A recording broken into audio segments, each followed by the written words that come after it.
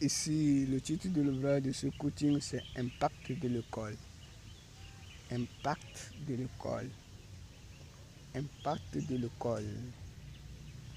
Introduction. Une école est un établissement scolaire qui enseigne les connaissances scolaires d'un cycle aux apprenants ou aux enfants et aux jeunes d'une localité pour leur possession des connaissances scolaires.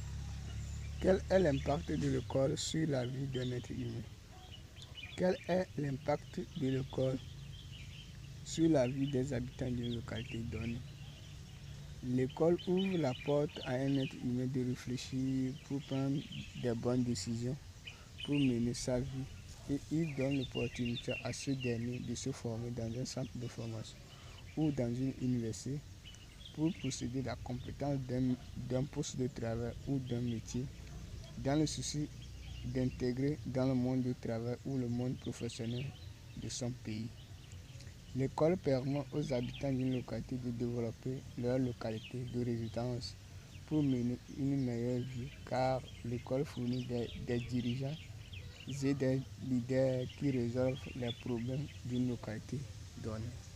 Donc ici, ce ouvrage a pour objectif de montrer l'intérêt de l'école sur la vie d'un être humain et sur la vie des habitants d'une localité. Donc les fruits de l'école, donc sur la vie d'un être humain, sur la vie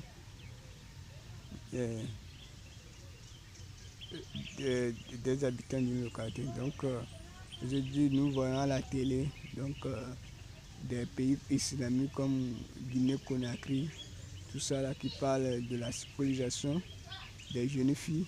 Donc les jeunes filles aussi doivent se fréquenter. Donc auparavant on parlait de l'intérêt de l'école sur un enfant.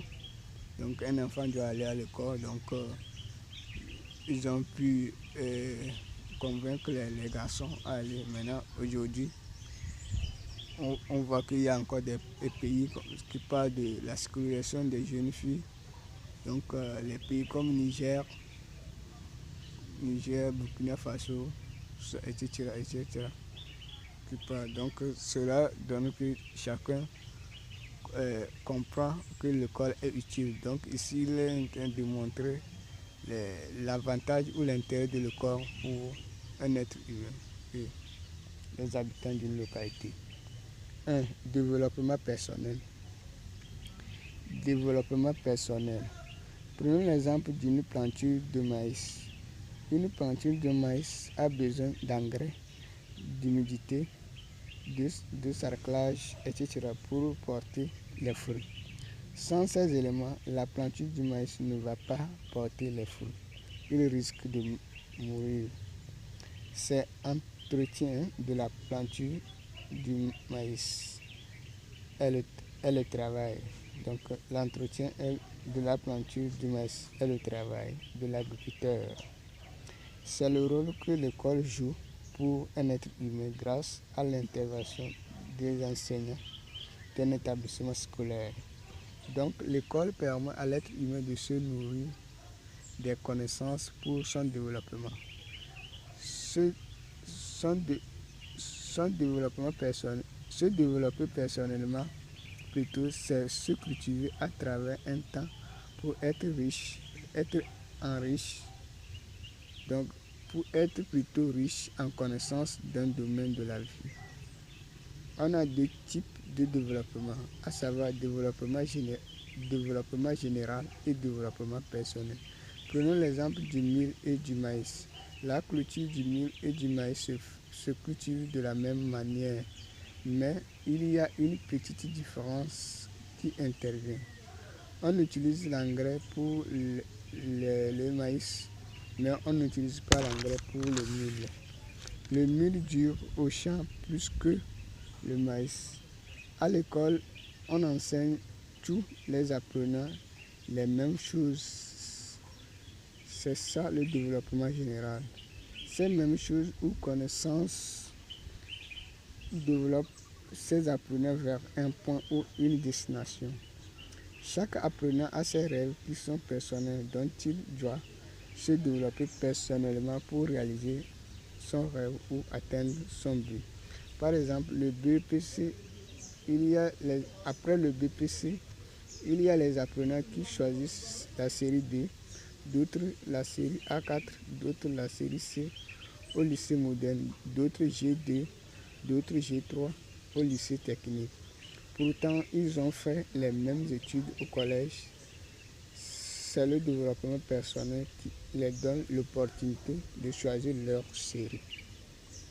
Donc, on voit que dans le cursus scolaire du Togo, tout le monde a fait les mêmes programmes au cours primaire, les mêmes programmes au collège, mais après l'obtention du PPC, d'autres vont choisir lycée moderne, série D, série AK, série C, etc. D'autres choisissent lycée technique, série G2, série G3, etc., etc. Pourquoi? Parce que chacun a sa vision. Pour l'emploi qu'il va exercer dans le passé. Donc c'est grâce au développement personnel, en tenant compte de leur bagage intellectuel qu'ils ont acquis du cours primaire jusqu'à la classe du troisième et qui leur donne l'opportunité d'aller. Donc c'est grâce à le développement personnel qu'ils arrivent à faire ceci. 2. Société. La société est les habitants d'une localité donnée. Par exemple, la société de la ville de Notien, la société de la ville de Kara, la société de la ville de Dapang, la société de la ville d'Abidjan, la société togolaise, la société africaine, la société française, etc. Chaque société a des lois qui constituent l'essence ou le fondement ou l'origine de la société en question. Par exemple, la culture d'une ville est l'essence de la société de la ville. La culture des ethnies et de la constitution d'un pays sont le fondement de la société du pays.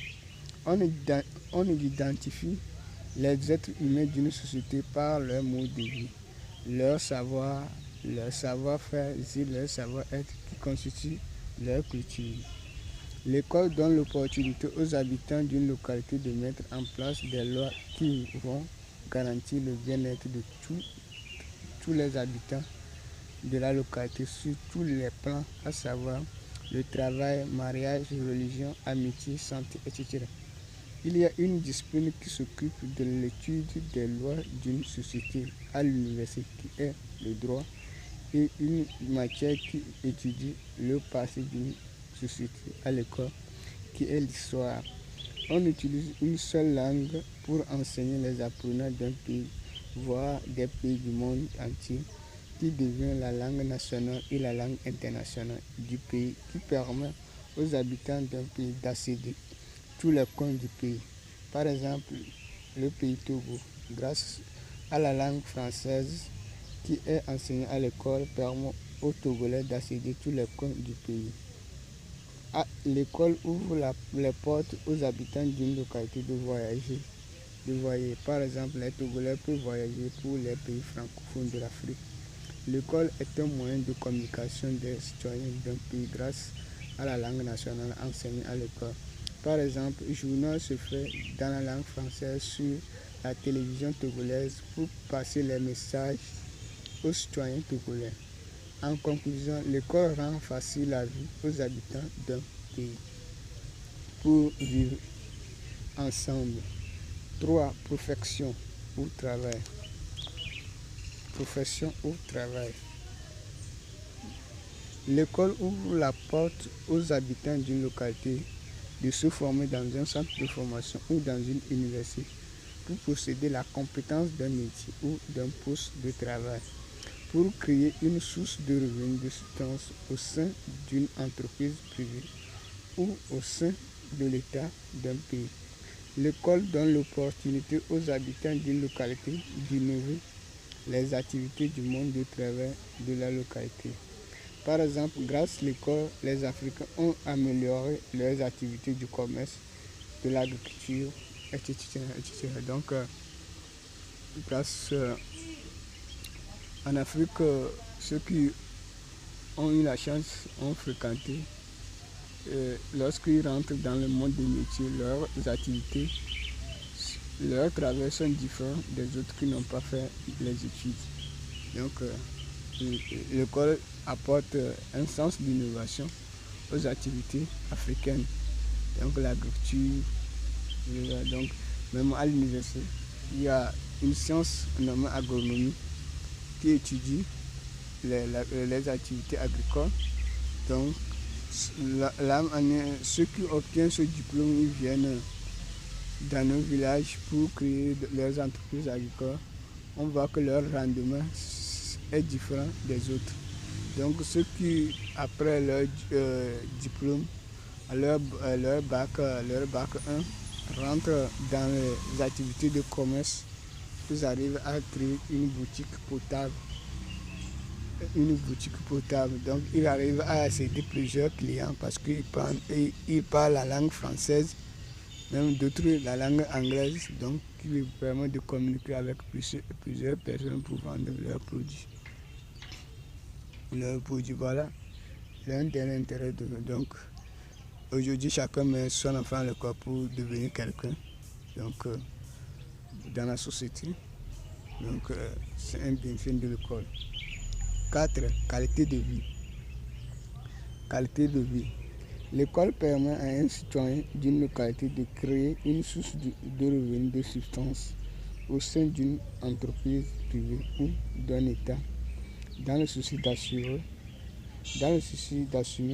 les besoins quotidiens pour échapper à la misère et la pauvreté. L'école garantit le bien-être d'un être humain grâce à ces matières enseignées aux apprenants.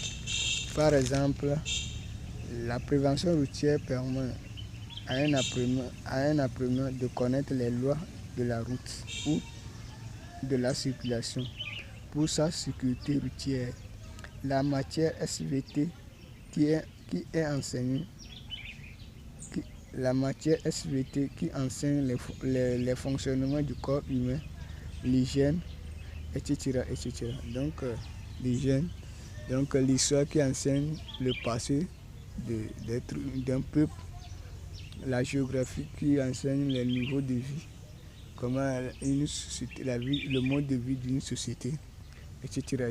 Donc, cela permet à l'être humain d'avoir une vie, une connaissance pour mener une vie. Voilà, l'école donne l'opportunité à un être humain de vivre une vie de qualité. Chaque enfant d'une localité est censé de fréquenter pour avoir le niveau minimum de l'école pour mener une meilleure vie.